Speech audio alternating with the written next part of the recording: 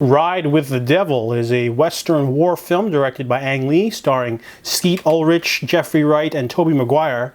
Now, this is another 90s movie that Ang Lee did, and it's another masterpiece. He just really seems to knock him out of the park. All the movies he did in the 90s were very strong, until he did The Hulk, anyway. But that's another story.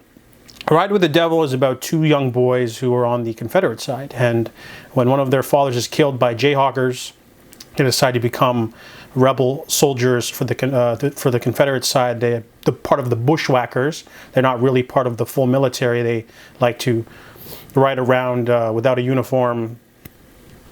They're sort of, almost like guerrilla tactics. So they're going around attacking and skirmishing with different Union forces.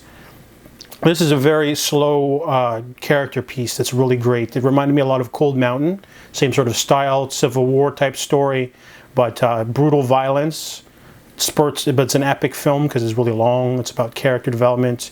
It's about the human condition, connections, especially Jeffrey Wright's character, because he's a black man who's kind of free, but he's fighting for the Confederates, but he has his own agenda, and he still faces segregation from his own side, which is really awkward. But the movie is just a really sumptuous, well shot. It's a Western with lots of shooting and action, but it's also a very contemplative story about what it means to, choose a life or a side, or, there's a lot of brutality. I really like the starkness of the film. At the beginning, there's like a prologue saying that if you get caught in between different sides, it's not good for you. Because if, let's say you own a farm, and some soldiers pop by and they want to eat, and you feed them, 2 days later, the other side shows up and says, "Hey, I heard you fed our enemy," and then they shoot you. There's really no winning when you're a civilian in these trying times, especially the Civil War.